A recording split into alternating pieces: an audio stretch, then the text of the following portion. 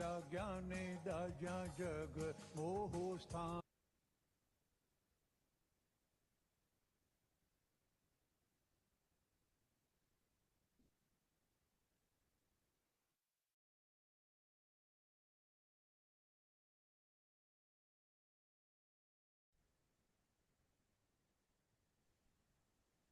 અડકા લાગ્યાને દાજ્યા જગ મોહો સ્થાનમાં. અક્કારા જીવ ભગવાને કહ્યું છે કે ને તો ભૂલે ચૂકે કોઈ દાડો તર છોડ મારમાં. દ્વેષ ઝેર ઓકશે જ આંખોથી આગાળમાં. ભડકા લાગ્યાને દાજ્યા જગ મોહો સ્થાનમાં. ડાચા એરી વેલો ચડશે મમતાના મારમાં. ચઢે ને ઉતરે છે મોઢા રાગી દ્વેષી ખારમાં. પંચેન્દ્રિયના ખુલ્લા બારા ખેંચશે જ્યાં જગ મોહો સ્થાનમાં.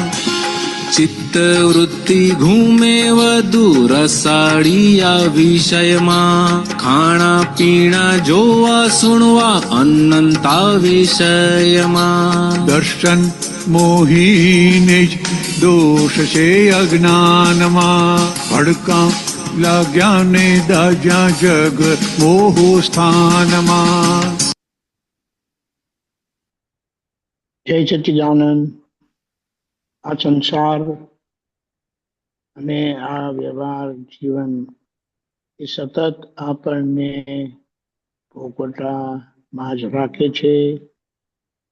કેટલાક ભોગવટા મીઠા હોય છે, કેટલાક ભોગવટા કડવા હોય છે, પણ એમાંથી બહાર નીકળાતું નથી અને એની અસરમાં જ રહ્યા કરીએ છીએ. આપણને દ્રષ્ટિ મળી છે એટલે દ્રષ્ટિના ઉપયોગે હવે આ વ્યવહારનો એક ઝટપટ ઉકેલ આવી ગયો. કારણ કે જ્ઞાન મળવાથી અક્રમ વિજ્ઞાન થકી એને શું કીધું છે કે તમારો મોક્ષ થઈ ગયો, તમે મુક્ત થઈ ગયા. હવે આ વ્યવહારને મુક્ત કરી આપો.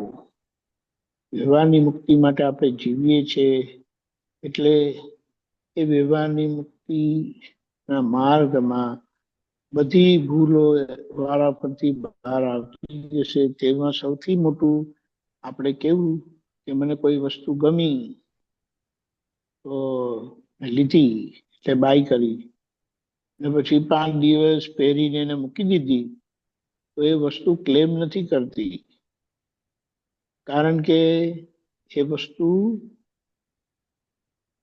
એને ચેતનતા નથી. ત્યારે આ જીવતા લોકો છે એમને મિશ્ર ચેતન કયા. મિશ્ર ચેતન એટલે મિશ્ર ભાવે એમને રહ્યા કરે, ક્યારે સારું લાગે ક્યારે ખરાબ લાગે, અને એ લોકો માને છે કે હું છું કરીને. અને પાછું હું કંઈક છું, હું કંઈક સ્પેશિયલ છું એટલે તમારે મને સ્પેશિયલી ટ્રીટ કરવા જોઈએ. અહીંયા ચેતવા માટે કીધું કે જરા બી કંઈ થયું અને વખતે કંઈક એમને વાગી ગયું આપણી અજાગૃતિના લીધે તો દ્વેષ જશે. એટલે ખાસ કરીને આજે શું કીધું, આપણને જે ત્રીજી આજ્ઞા આપી છે સંભાવે નિકાલની, એમાં એમે કરીને દ્વેષ રહે નહીં અને રાગ પણ રહે નહીં. પણ મુખ્ય વસ્તુ એ છે કે આજે વેર ના બંધાય એની વિશેષ જાગૃતિ રાખવાની છે. એટલા માટે એ ત્રીજી આજ્ઞા સંભાવે નિકાલની આપેલી છે આપણને કે જે તે રસ્તે દ્વેષથી છૂટો, વેરથી છૂટો. નહીં તો એમની આંખોથી દેખાશે અને નહીં તો એમની વાણીથી સંભળાશે તમને. એટલે આપણે જ્યાં રહેતા હોય અને લોકોના મોઢા ચડેલા રહે તો સમજી જવું કે આપણી કશે ભૂલ થાય છે. અને આ બધા હિસાબો રાગ દ્વેષ વાળા હોવાના કારણે એ લોકોને ક્યારે ગમી જાય ક્યારે નાય ગમે. એટલે કે પંચેન્દ્રિયના ખુલ્લા તોફાન છે આ બધા. તો ગમે ત્યારે કોઈ પણ રીતે આપણને ભય પ્રમાણ છે. કારણ કે જરા કંઈ થાય તો અસર થઈ જાય. એટલે ચેતવા કીધું છે. હવે દાદાની કૃપાથી ચિત્ત શુદ્ધ થયું છે. એમ કીધું છે કે એક સમય જો ચિત્ત શુદ્ધ થાય તો એ સર્વ સમય થઈ જાય. તો આપણું કૃપાથી થયેલું છે. હવે આજ્ઞાથી એને સંપૂર્ણ કરી દેવાનું છે. એટલે એ વ્યવહાર પછી ચોખ્ખો થઈ જશે. ખાવા પીવા રહેવા કરવામાં ના નથી પાડી, પણ એમ કીધું કે એને જોજો.